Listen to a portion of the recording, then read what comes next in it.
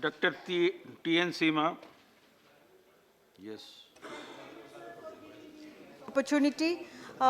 I think this is going to be my last speech in this Augustus, so I take this opportunity to thank to my party, all honorable MPs, especially honorable chairman, honorable deputy chairman, honorable all vice chairman, for giving me continuous support in the last 6 years. So today, no, today I will speak in Malayalam, in my mother tongue. So, and I have a request to Honorable Minister, please don't miss my points because I speak in Malayalam. Sir, വിഷയങ്ങൾ പഠിക്കുന്ന കാര്യത്തിലും അതുപോലെ തന്നെ കാര്യങ്ങൾ ഇടപെടുന്ന കാര്യത്തിലും ബഹുമാനപ്പെട്ട railway മന്ത്രി കാണിക്കുന്ന ആത്മാർത്ഥതയും പ്രതിബദ്ധതയും ഒക്കെ തന്നെ ഞങ്ങൾ അങ്ങേയറ്റം അംഗീകരിക്കുകയാണ്.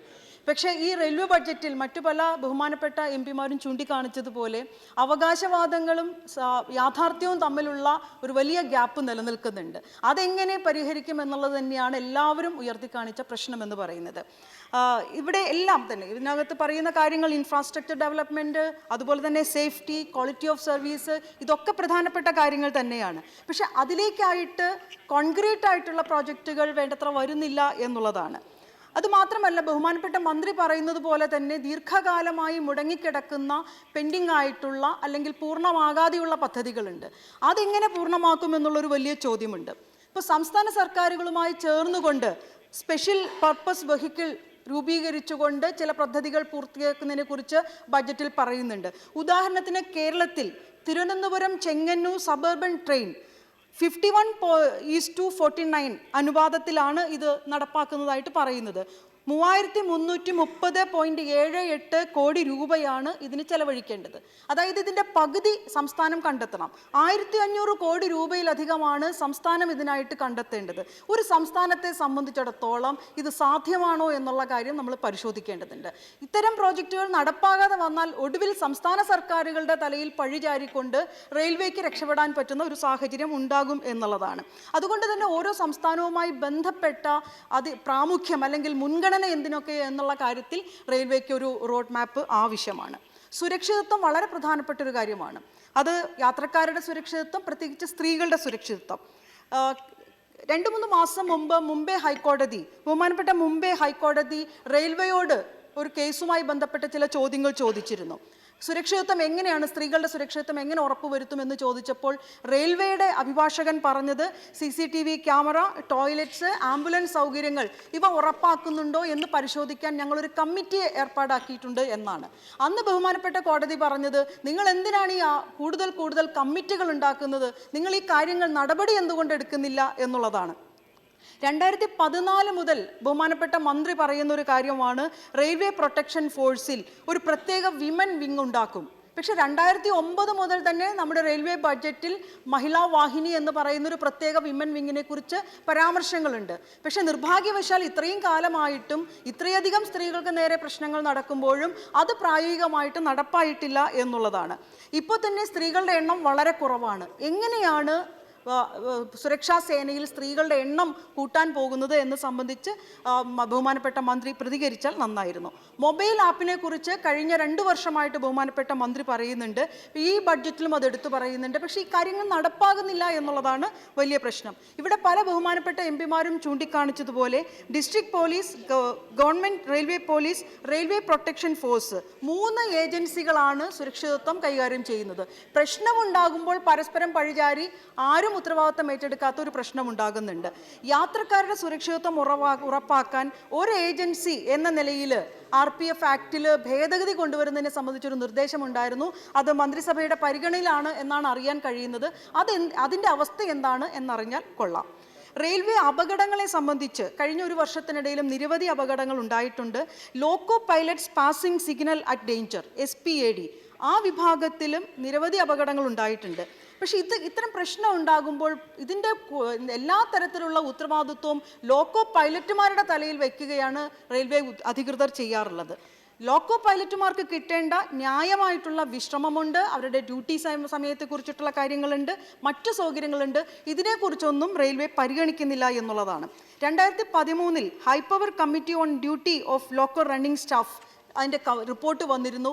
ആ ശുപാർശകൾ ബഹുമാനപ്പെട്ട റെയിൽവേ മന്ത്രി പരിഗണിക്കുമോ, അത് പരിശോധിക്കുമോ എന്നുള്ളതാണ് എനിക്ക് അഭ്യർത്ഥിക്കാനുള്ളത്. ഇന്ത്യയിലെ ഏറ്റവും വലിയ പൊതുമേഖലാ സ്ഥാപനമാണ് റെയിൽവേ. വനിതാ ജീവനക്കാരുടെ എണ്ണം പരിശോധിച്ചാൽ വളരെ കുറച്ച് വനിതാ ജീവനക്കാരാണുള്ളത്. Officers group AB 8.81%, group C 6.64%, group D 6.93%. റെയിൽവേയിലെ വനിതാ ജീവനക്കാരുടെ എണ്ണം എന്ന് പറയുന്നത് കേവലം 6.70% മാത്രമാണ്. എന്തുകൊണ്ടാണ് വനിതാ ജീവനക്കാരെ എടുക്കുന്നതിൽ തടസ്സം?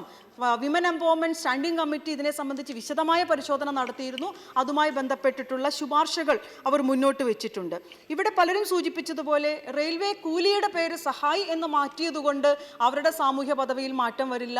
മറിച്ച് അവർക്ക് സാമൂഹ്യ സുരക്ഷിതത്വം ഉറപ്പാക്കാൻ എന്ത് കോൺക്രീറ്റ് ആയിട്ടുള്ള നിർദ്ദേശങ്ങളാണ് വെക്കാൻ പോകുന്നതെന്ന് അറിയേണ്ടതുണ്ട്. എൻ്റെ സംസ്ഥാനമായിട്ടുള്ള കേരളത്തെക്കുറിച്ച് കൂടി ഒന്ന് രണ്ട് കാര്യങ്ങൾ പറയാൻ ഞാൻ ആഗ്രഹിക്കുകയാണ്.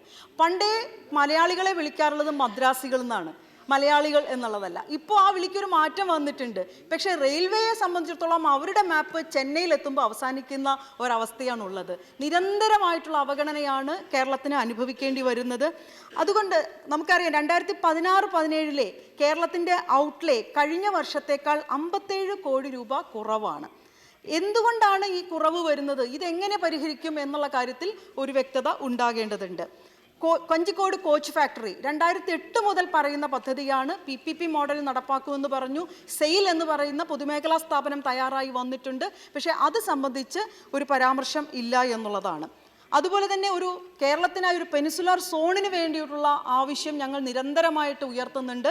അത് സംബന്ധിച്ചുള്ള നിർദ്ദേശങ്ങൾ വന്നിട്ടില്ല. ചേർത്തല വാഗൺ ഫാക്ടറി, ബഹുമാനപ്പെട്ട വയലാർ രവി സാറിൻ്റെ പ്രദേശമാണ്. ചേർത്തല വാഗൺ ഫാക്ടറി ഒരുപാട് വികസന പ്രവർത്തനങ്ങളും തൊഴിൽ സാധ്യതകളും ഉണ്ടാക്കുന്ന പദ്ധതിയാണ്. അതിനെ സംബന്ധിച്ച് 2008 മുതൽ നിർദ്ദേശമുള്ളതല്ലാതെ ഒന്നും നടന്നിട്ടില്ല. തിരുവനന്തപുരത്ത് ഒരു റെയിൽവേ മെഡിക്കൽ കോളേജ് കുറേ കാലമായി നിർദ്ദേശമുണ്ട്. ഇപ്പോൾ അതിനെ സംബന്ധിച്ച് പരാമർശമില്ല. കടയ്ക്കാവൂർ ഒരു വാട്ടർ ബോട്ട്ലിംഗ് പ്ലാന്റ്, അതും റെയിൽവേ ബഡ്ജറ്റിൽ നേരത്തെ പരാമർശിക്കപ്പെട്ടതാണ്. ഇങ്ങനെ നോക്കിയാൽ നടക്കാത്ത പ്രോജക്റ്റുകളുടെ ഒരു നീണ്ട നിര കേരളവുമായി ബന്ധപ്പെട്ട് കാണാൻ കഴിയും. ഓരോ വർഷവും ഈ ലിസ്റ്റ് കാണുമ്പോൾ ഞങ്ങൾ സന്തോഷിക്കും. പക്ഷേ അത് ട്രെയിനുകൾ പോലും, പുതിയ ട്രെയിനുകൾ പോലും അനൗൺസ് ചെയ്ത് കഴിഞ്ഞാൽ അത് ഓടുന്നില്ല എന്നുള്ള അവസ്ഥയാണ് കാണാൻ കഴിയുന്നത്. ഏറ്റവും മോശമായ ബോഗികളാണ് കേരളത്തിൽ ഓടുന്ന ട്രെയിനുകൾക്ക് തരുന്നത്. എന്തുകൊണ്ടാണെന്ന് മനസ്സിലാകുന്നില്ല. ജനശതാബ്ദി പോലെയുള്ള ട്രെയിനുകളിൽ പോലും ഏറ്റവും മോശം ബോഗികളാണ്. അതുപോലെ തന്നെ നേമം കോട്ടയം ടെർമിനലുകൾ, അതിൻ്റെ ഒരു വികസനം നടത്തുകയാണെങ്കിൽ ട്രാഫിക് കുറയ്ക്കാൻ സാധിക്കും. ഇപ്പോൾ കുഴപ്പം എന്താണെന്ന് വെച്ചാൽ റെയിൽവേ മാനേജർ പറയുന്നത് റെയിൽവേ മാനേജർ പറയുന്നത് റെയിൽവേ പാളങ്ങൾ ഇരട്ടിപ്പിക്കാതെ ഓട്ടോമാറ്റിക് സിഗ്നലിംഗ് സിസ്റ്റം സ്ഥാപിക്കാതെ കൂടുതൽ ട്രെയിനുകൾ ഓടിക്കാൻ പറ്റില്ല എന്നാണ്. എന്നാൽ ഓട്ടോമാറ്റിക് സിഗ്നലിംഗ് സിസ്റ്റത്തിന് വേണ്ടിയും പാളം ഇരട്ടിപ്പിക്കാൻ വേണ്ടിയുമുള്ള പദ്ധതികൾ റെയിൽവേ ബഡ്ജറ്റ് വരുന്നില്ല. അതുകൊണ്ട് തന്നെ ഒരുപാട് ആളുകൾ കേരളത്തിന് പുറത്ത് ജോലിയെടുക്കുന്നുണ്ട്. ഡൽഹിയിൽ, മുംബൈയിൽ, ഒരുപാട് സ്ഥലങ്ങളിൽ. അതുപോലെ തന്നെ ഇതര സംസ്ഥാന തൊഴിലാളികൾ കേരളത്തിൽ വരുന്നുണ്ട്, പ്രത്യേകിച്ച് ആസാമിൽ നിന്ന്, അതുപോലെ ഒറീസയിൽ നിന്നുമൊക്കെ തന്നെ. അപ്പോൾ ഇതിനായിട്ട് കൂടുതൽ ട്രെയിനുകൾ ഓടിക്കേണ്ടതുണ്ട്. അതുകൊണ്ട് തന്നെ ഓട്ടോമാറ്റിക് സിഗ്നലിംഗ് സിസ്റ്റം പോലെയുള്ള ആധുനീകരണം പൂർത്തിയാക്കേണ്ടതുണ്ട് എന്നുള്ളതാണ്. തീർത്ഥാടനത്തിനും ടൂറിസത്തിനും വലിയ പ്രാധാന്യം ഈ ബഡ്ജറ്റ് നൽകുന്നുണ്ട്. നല്ല കാര്യം. അതിൽ ശബരിമലയ്ക്ക് വേണ്ടത്ര പ്രാധാന്യം കിട്ടിയിട്ടില്ല. അതുപോലെ തന്നെ തൊട്ടയൽ സംസ്ഥാനമായിട്ടുള്ള തമിഴ്നാടുമായി ബന്ധപ്പെട്ടും ഇത്തരത്തിൽ തീർത്ഥാടനത്തിൻ്റെ സാധ്യതകൾ പരിശോധിക്കേണ്ടതുണ്ട് എന്നുള്ളതാണ്. റെയിൽവേ മാപ്പിൽ കേരളത്തിന് അർഹമായൊരു സ്ഥാനം നൽകണമെന്ന് വീണ്ടും അഭ്യർത്ഥിച്ചുകൊണ്ട് നിർത്തുന്നു. നന്ദി. ശരി.